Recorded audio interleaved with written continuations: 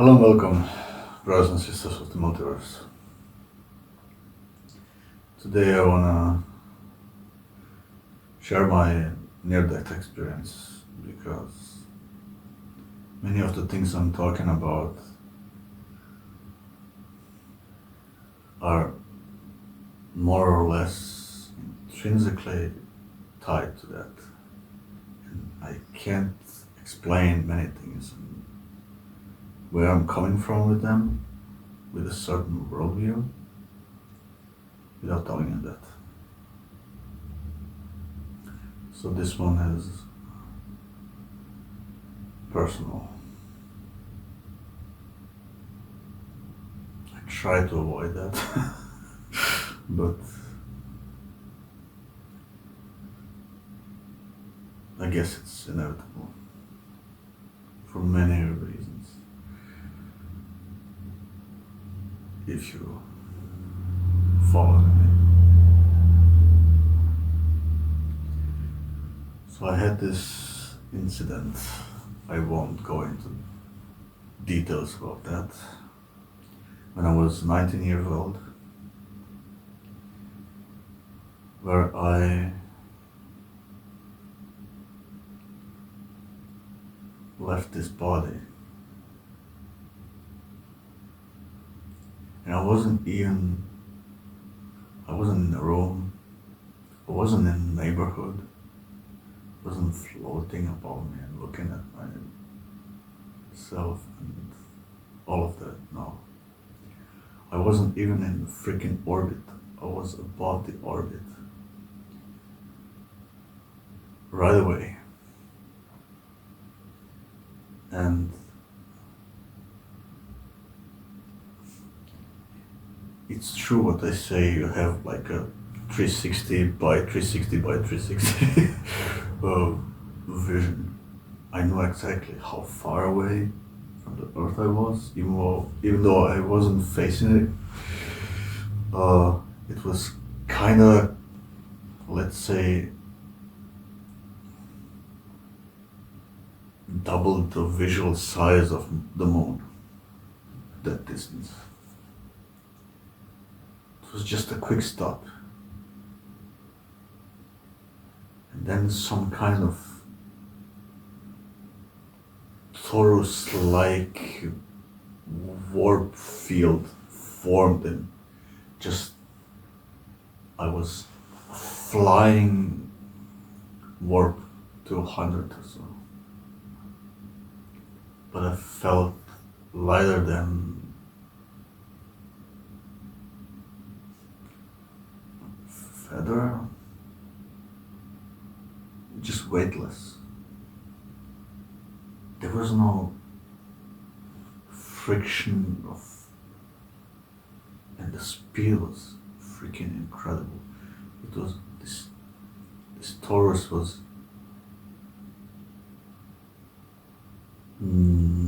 there and yet non-existent.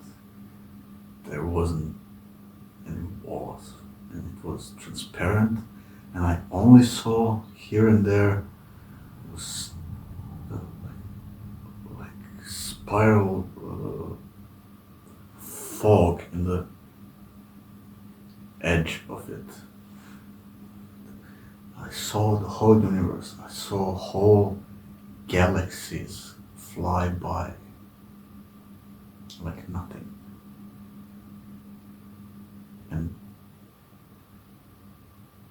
it was a moment of cool, just enjoying the view, like you're sitting in a train and look outside. And then boom, I was there in some kind of pitch black foyer, let's say. Again, there were no walls, and yet there were like veils of what I can't see. But that stopped. Then I started to realize some contours, some silhouettes of beings.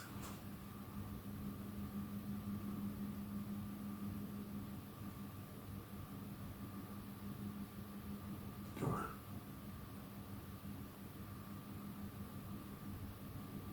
shapeless, formless,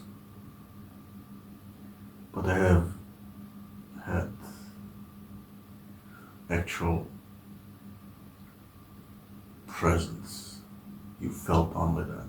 You felt, well, not only that, but you felt the presence undeniably.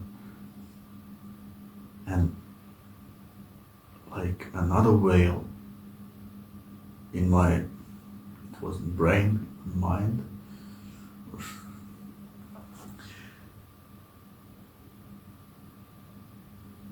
slowly lifted, just enough for me to adjust. And I started to recognize them as my soulmates, if you will.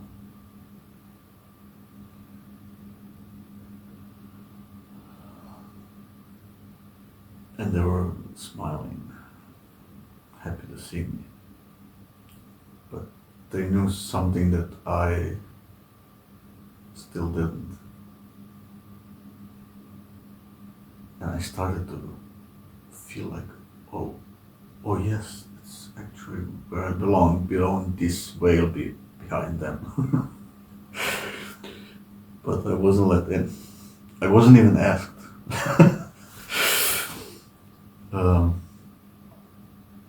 In that time, there's no time.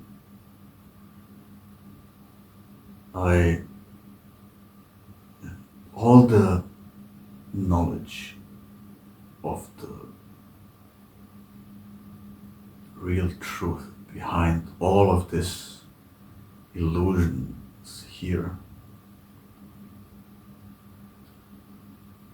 on this quasi-physical plane,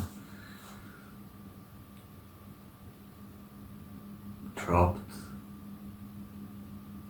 and I remembered.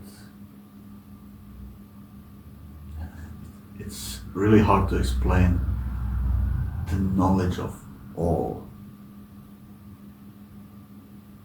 opened up just slowly enough to not overwhelm me and to stay clear.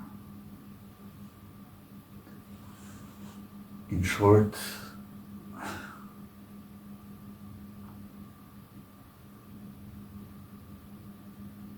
it's pretty much something in between, from my point of view or experience, what Dr. Michael Newton described and what Manuel Swedenborg described. There's so many worlds inside this world, and so many levels and layers and shades that I could fill 10 books with it, to be precise with every detail and every kinds of souls and every levels of development, and it all made perfect sense.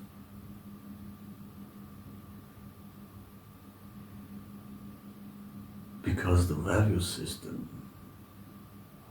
there is pretty much mirror opposite of what we have here on this planet.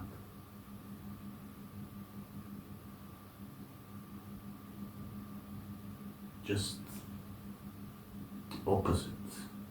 Just, you can flip the pyramid around, hierarchies of values.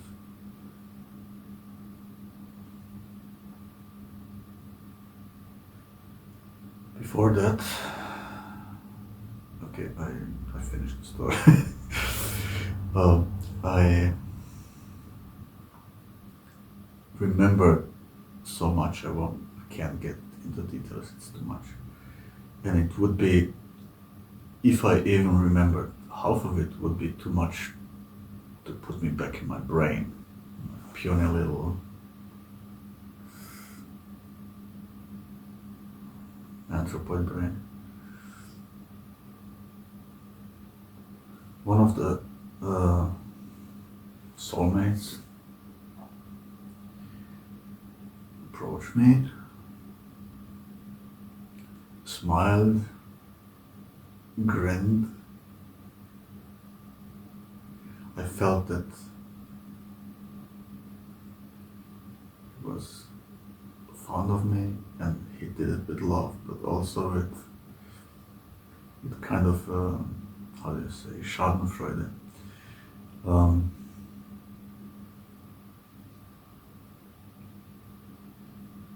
Kind of put his hand on my chest, even though there was no physicality in it. I just felt it for a second. He grinned at me, looked me in the eyes, said, "Not yet." And I was back in my body in an instant. Felt all the heaviness, that prison of the body for the soul, that broad spectrum of understanding of infinite love and peace and harmony and all of that, back in a taxpayer body.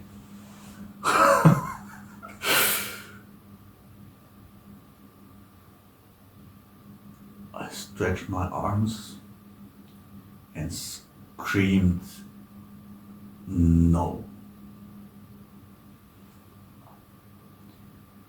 A long no. A no, like in those cartoons when all the birds fly away.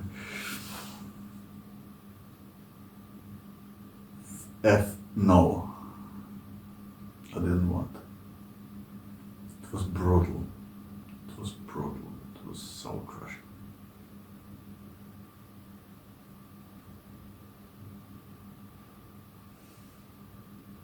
I didn't have much choice, right? I knew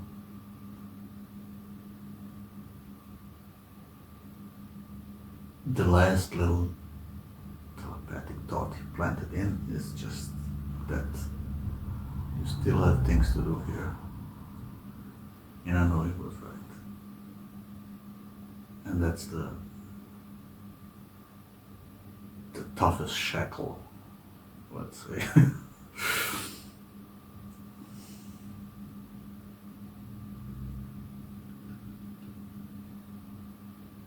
Before that, I wasn't sure there is anything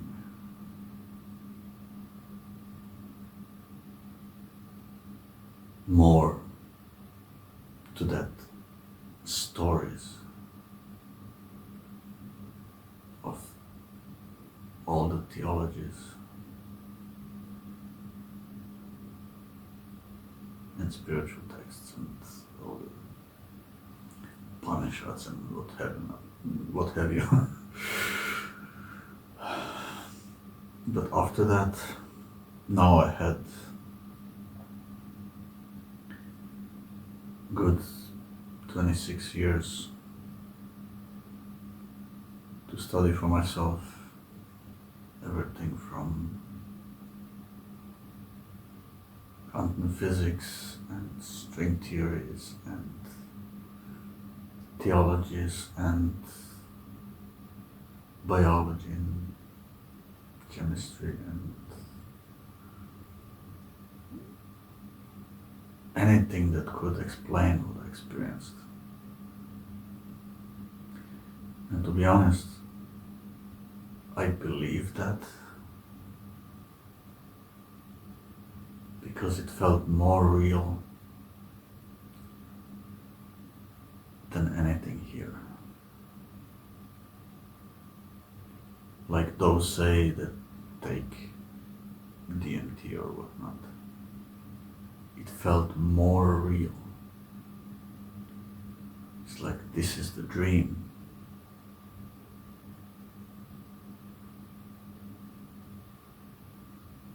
Where we are only a small part of us is even aware of itself and doesn't even know that the body is there dreaming and such. That the analogy is pretty accurate. The realness of being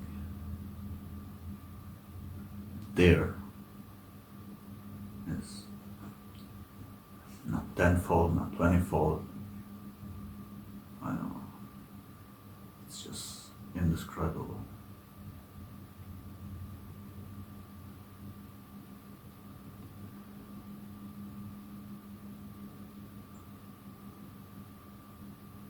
I can't but believe, even though there are many alternative explanations, of course, or at least there were until 5 to 10 years ago, when we start to admit to ourselves that science can only explain so much.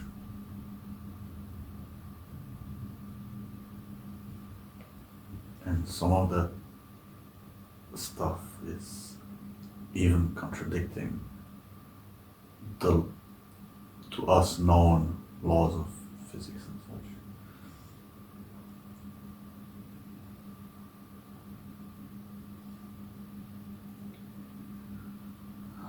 I will quote again. Who was it? I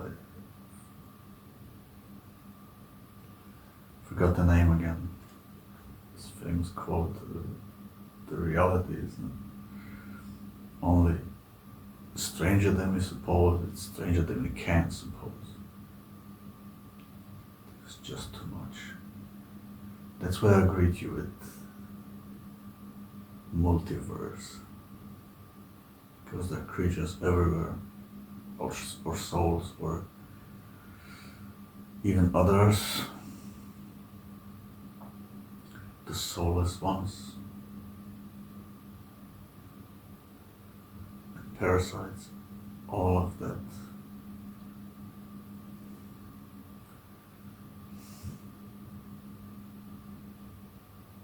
And demons, and archons, or however you want to call them.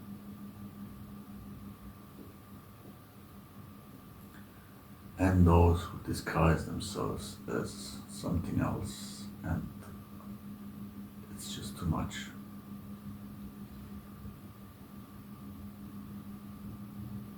We are in one of the materialistically the most lowest vibrational kind of place, but we're still protected mostly from those other worlds by goodness, let's say, by our hearts that generate these fields. And I'm not just talking about the auric or the electromagnetic and such. There are other fields that we just can't measure.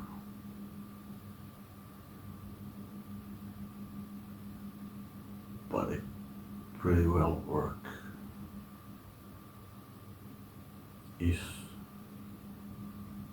you're a good person.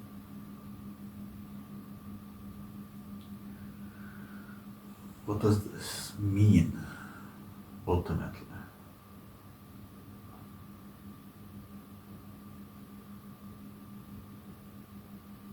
Not seldom is that true goodness different than many people's descriptions of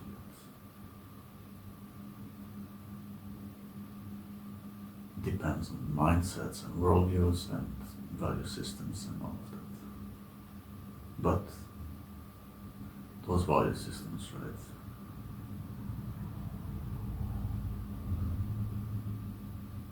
It's another topic.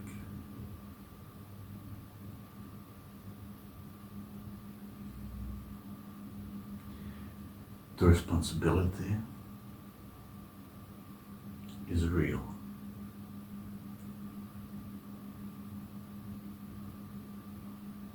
On how we choose to be. And so are the consequences. Don't kid yourself. The consequences are also real.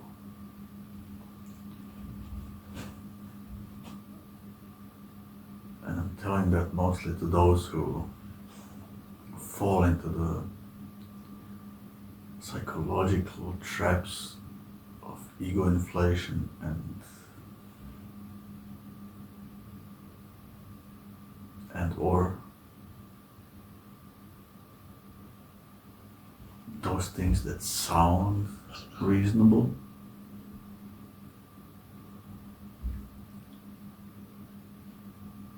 but bring one to a darker path. Everything that is towards self-centeredness and advantage of others and everything that is segregating us in any way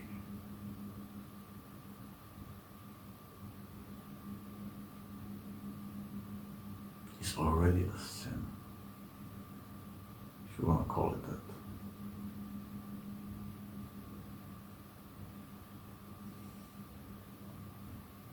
Are we here to even remember ourselves? What kind of school would it be?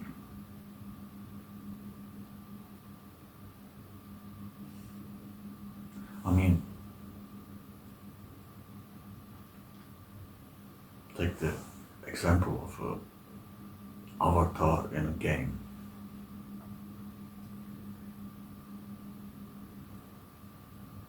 When you play a realistic looking game for a while, you are that character. You identify with it, and if something jumps out of the bushes or something, you get a scare, a real scare, a real physically felt and psychologically, because the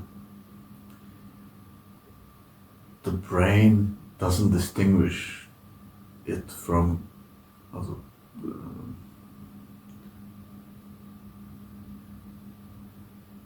false danger. In that moment, it's real danger when you identify with the avatar. And we are here to experience it that way, that life, that incarnation cycle.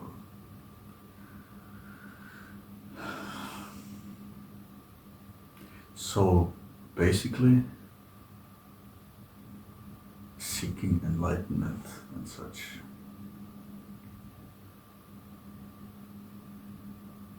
is sometimes cheating and sometimes counterproductive,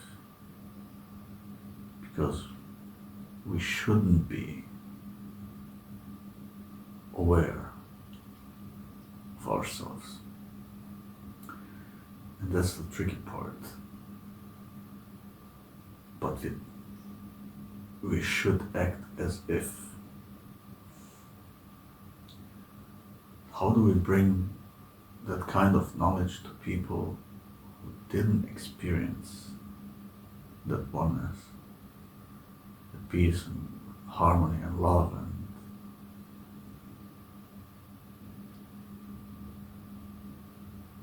ultimate wisdom and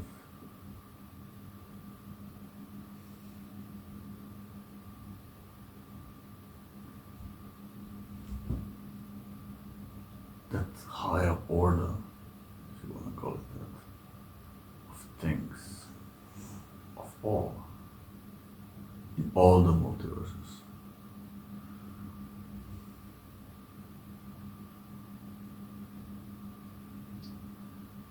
Most are NPCs, or non-playable characters, just running on programs, software downloads from their parents and schools and whatever.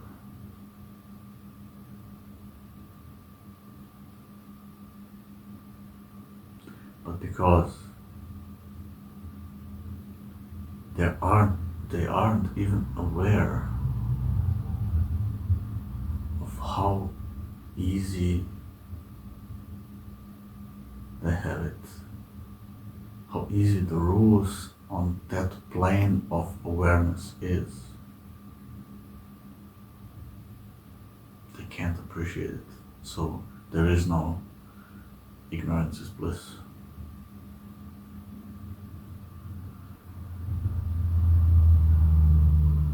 But because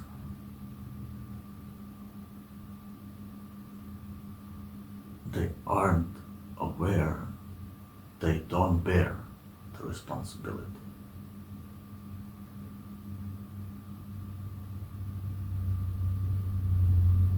They can't be.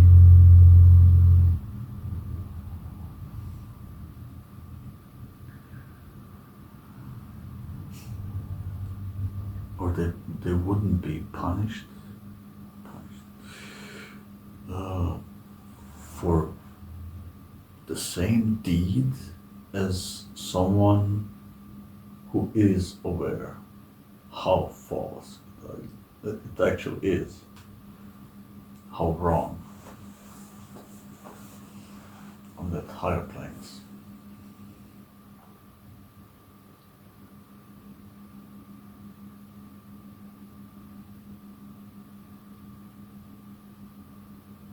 For a long time,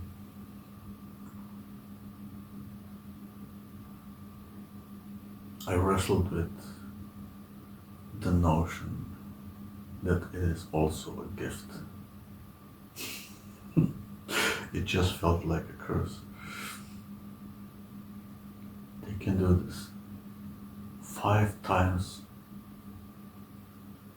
worse things than you because they're just unaware. They wouldn't drop on from those hierarchies back there as quickly as I would, or maybe you if you experienced it.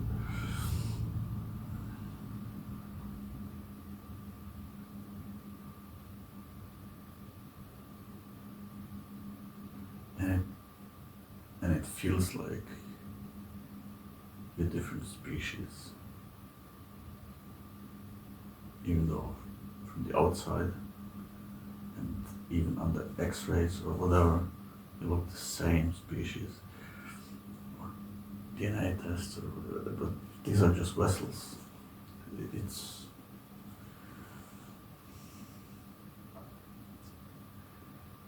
It's the same plastic, whatever brand your TV is, let's say, same freaking plastic, just another name on it. But ones have more powerful technology than others. But all we see is the screen and the plastic around it.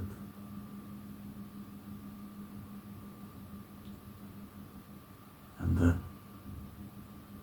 engines and the technology is beneath the surface, like the soul, right? Can't be measured, can't be proven or disproven. of course, it would be too easy. We're still making baby steps, even though we have the arsenal to destroy this world like 50 times over.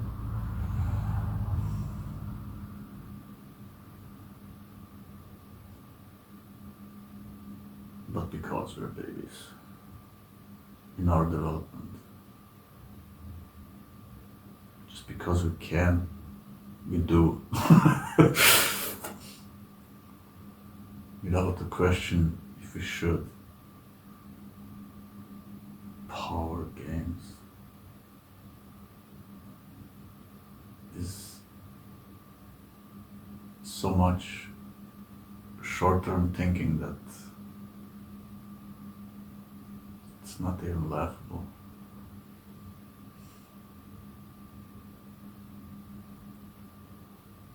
And yet we find this incredibly small blue dot, as Carl Sagan called it, in just one of the 300,000 galaxies or so, where we should at least feel as one species, humanized. Still find, even within our own groups,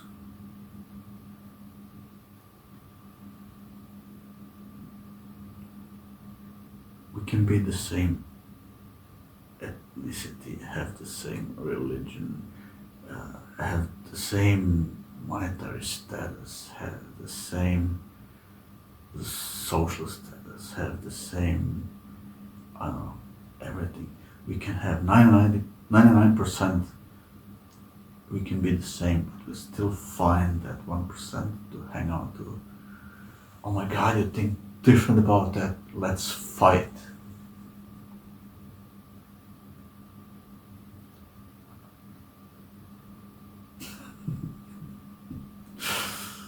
You know?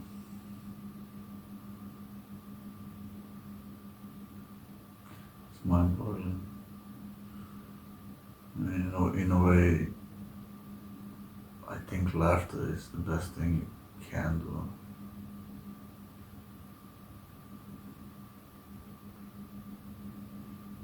Better than despair.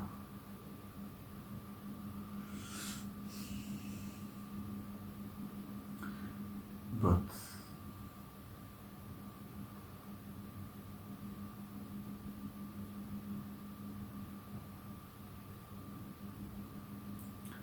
you should also at least try. At least try.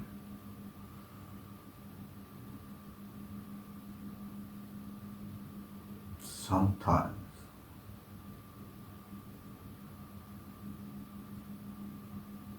to see some things from different perspectives and ask ourselves and re-ask ourselves about our values in life, ourselves and other people, and the human species as a whole.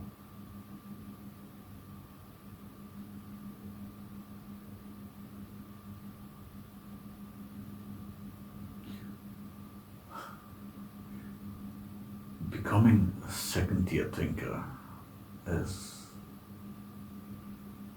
Ken Wilber would call it, is not the end goal, it's just the start. It's just the start. That would be the start. If you would bring everyone to that point, to that global consciousness.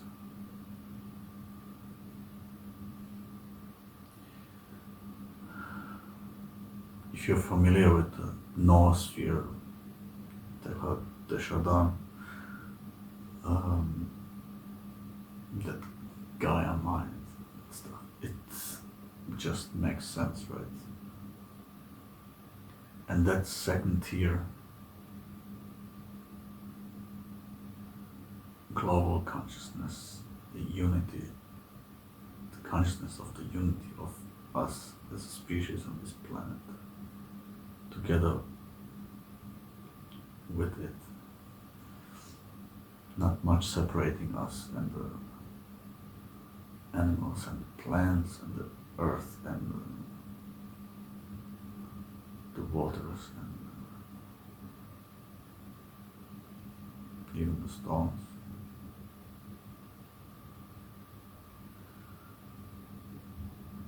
There are just different levels of, not only different levels, but different stages within different levels of consciousness. But it's all part of the same consciousness. I'll get to that in another video. I saw many other NDE experiences, and most of them talk about their experience as the one. What they don't understand is that what they experience as some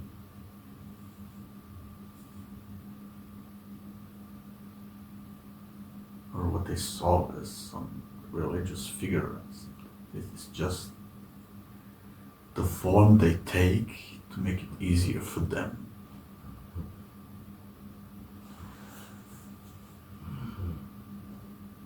Most, if not all, most religions talk about the same thing.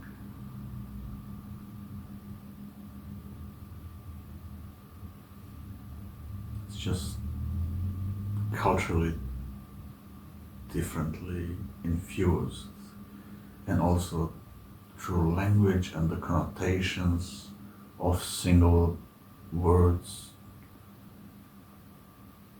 charged with the culture's understandings and valuings of things and such, right? But they all talk about the same.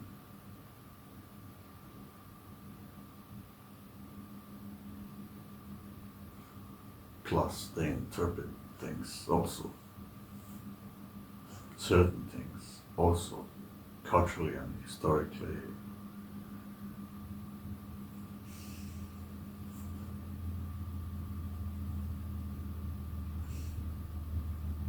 nudged into different level or different nuance of single values and all of that.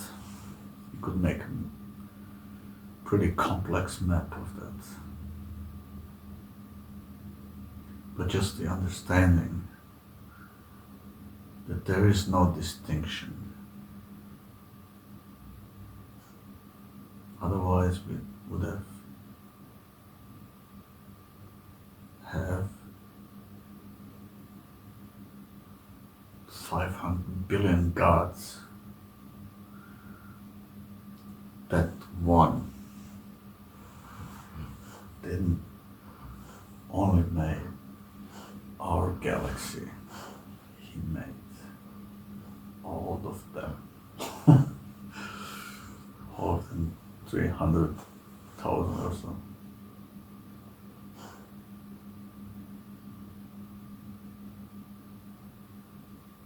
And then we have our one.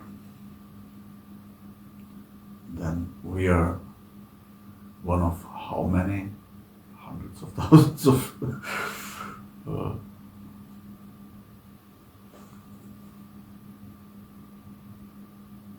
planetary bodies in this one galaxy.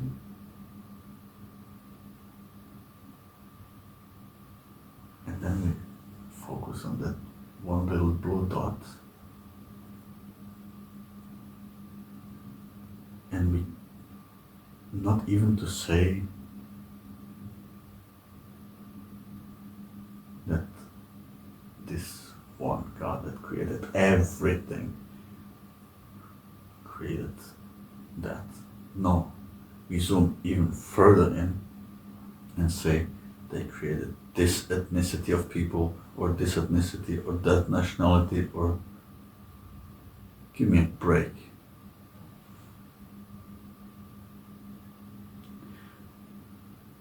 Any religion that has the audacity to say it's the only religion, and only that interpretation of the ungraspable all is right, because that one in the history of humankind wrote it this way. You can't even agree how, I don't know, any author, let's take Mark Twain or something, you can take any sentence from him, ask 10 people how he meant that, and even with the context of reading the whole book, you couldn't say for sure how he meant it. Only him, in his own mind, knows. And if it didn't bother to make a whole book out of that book, out of every single sentence how he meant it, we have just assumptions. That's all we have. So-called common sense, because what constitutes that is, again, the majority, sadly, that technically makes sense, that the majority knows, but practically majority is mostly wrong. Just look at the history of our little species here. The majority was almost always wrong.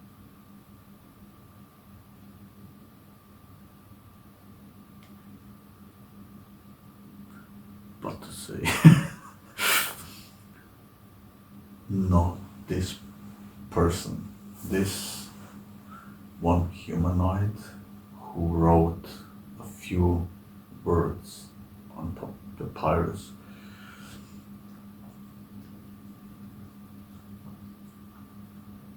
he was directly guided by the one, and not the other one. And they say the same about, give me a break.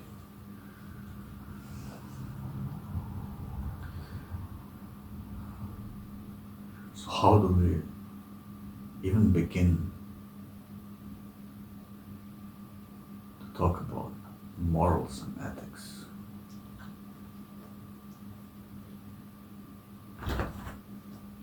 When they vary even between one village and another.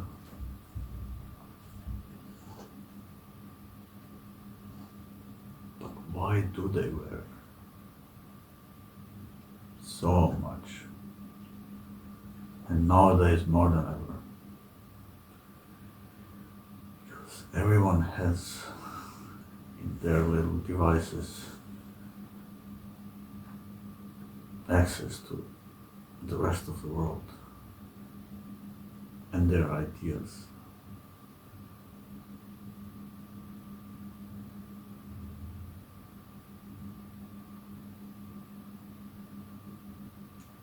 Who can we listen to for guidance?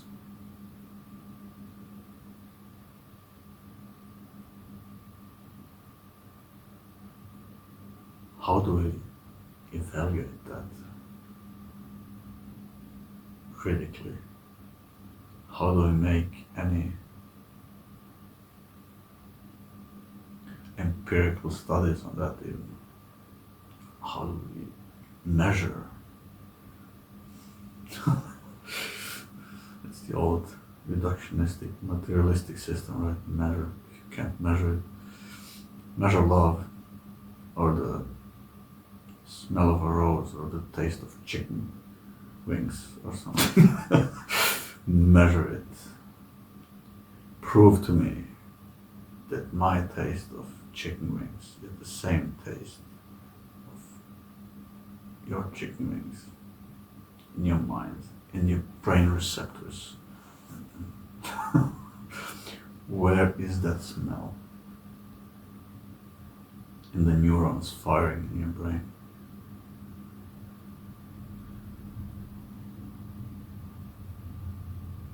You can say the same about love.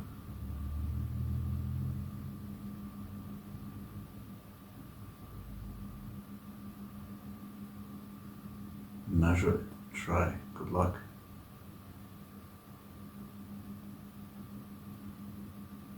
And yet, we do believe that we feel the same.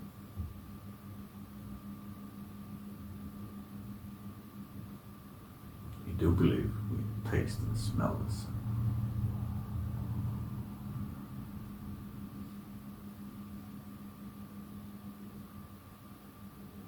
But what is it that, where do our values change? If not in language. And that is, again, infused and distorted and loaded connotations of different cultures and through different histories and right?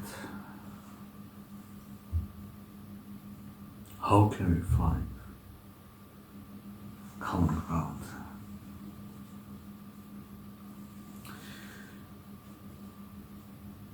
Having one language is also not the answer.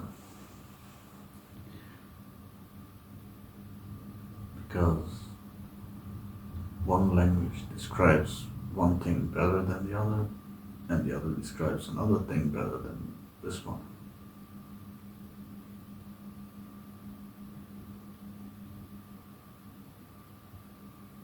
It's a really confused and rigged game down here.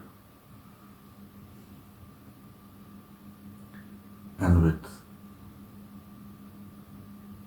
obstacle over obstacle to resolve this thing. It's like a Chinese puzzle on steroids.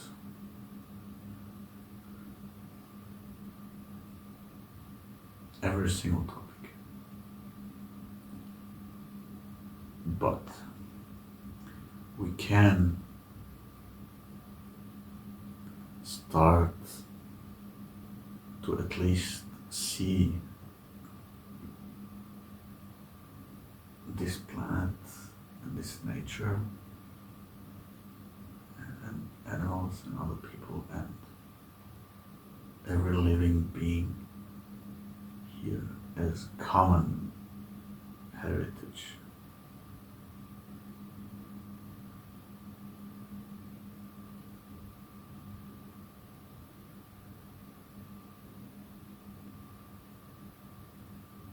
And become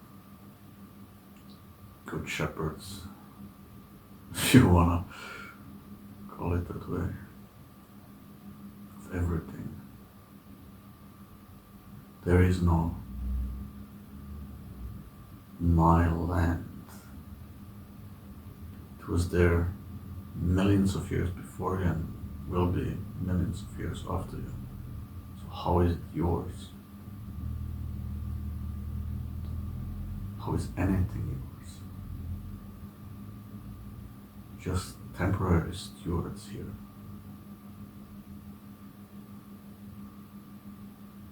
And yet, we are still worldwide in this agreement of the common delusion of monetary value.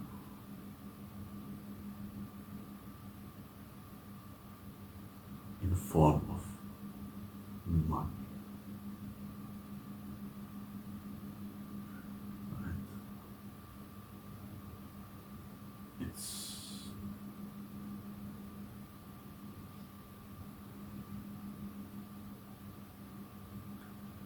I don't know, maybe it's just me, but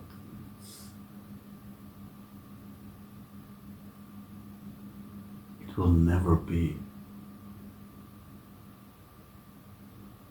not even close to normal.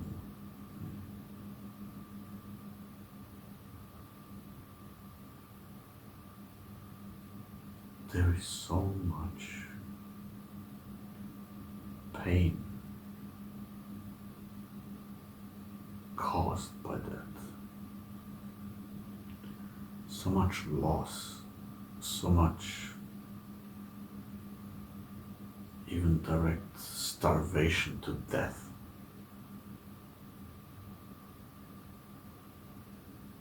Even though the sun is free, the soil is free, and the water is free and abundant, actually. It's not privatized. Go on, privatize the sun too, and the rain. I mean, how absurd is that?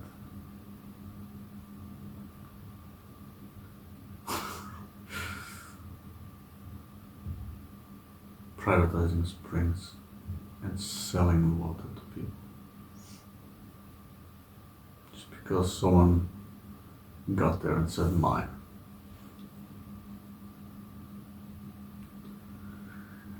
And the others, through pollution, industries, and I mean,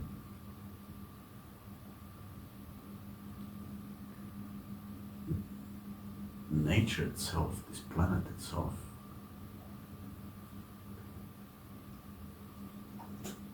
doesn't care about national borders,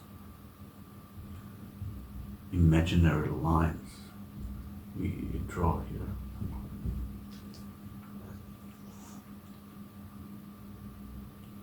Right? But these are other topics. Want to talk about NDE, right?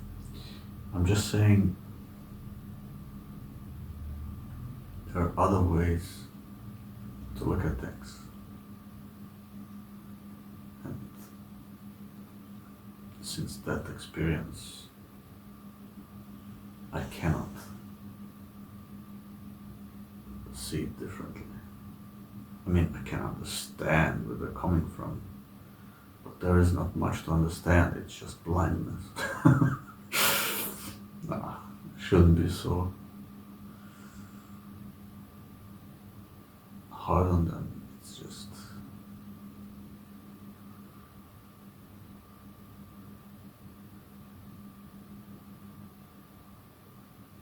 trying ever since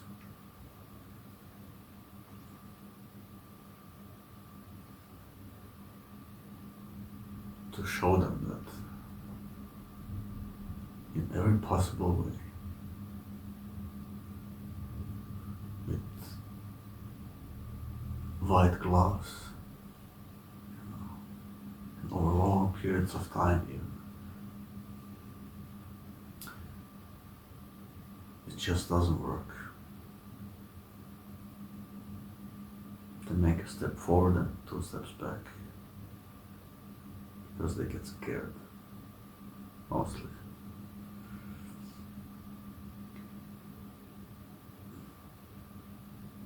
I can't advocate certain substances here,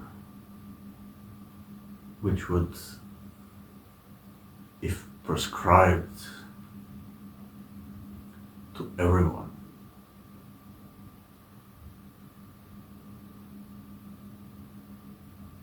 The world would turn around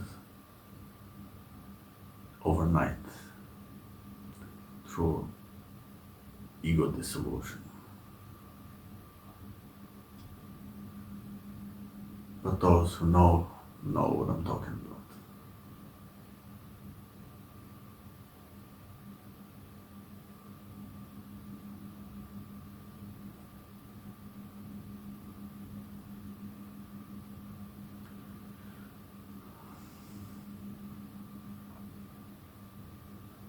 Maybe,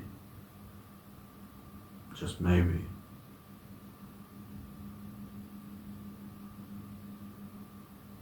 we can get there by baby steps, just by here and there some new epiphanies, new realizations, new paradigms. But yes, you should also be careful because the masses are just not ready for big steps. They always choose the familiar over the unknown. No matter how bad the familiar is,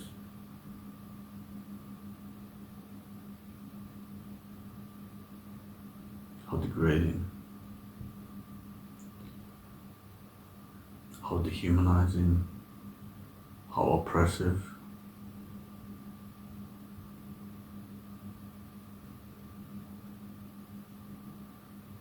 And they can believe it to be a good thing if you just package it right. Little euphemisms here, little dysphonisms to the alternative solutions, and they're hooked. Maybe you could start there, just by making them aware of how they're played.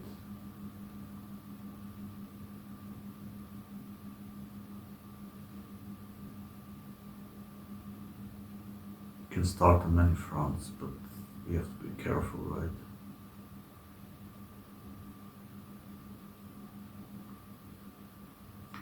Not to fall ourselves into ego inflation traps.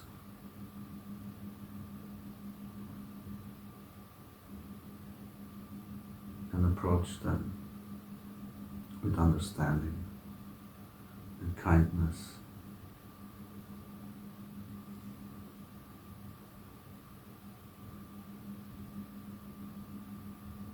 And to the worst of them, at least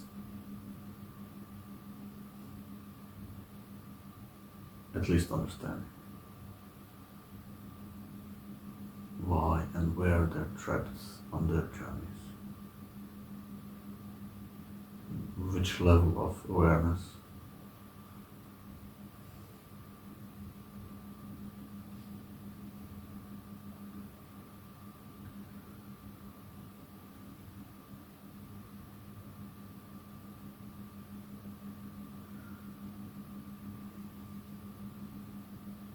I don't want to make it too long here.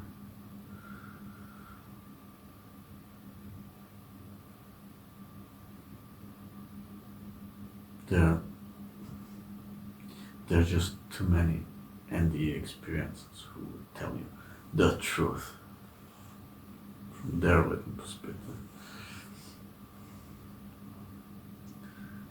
And maybe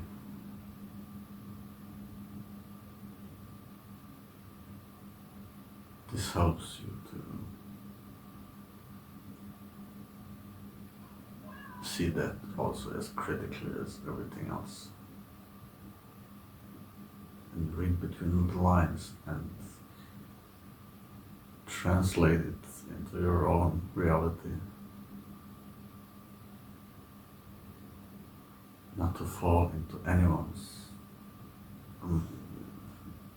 mine also. It's just my experience.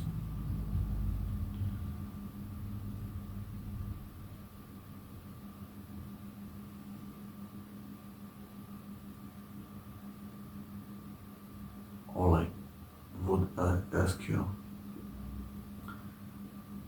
that could rarely be meta wrong is to listen to your heart and your intuition and the better parts of your brain.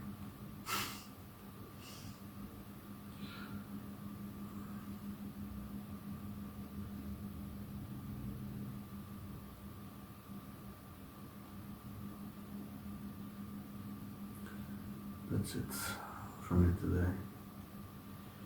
Love you, brothers and sisters, and God bless the inventor of Q-tips.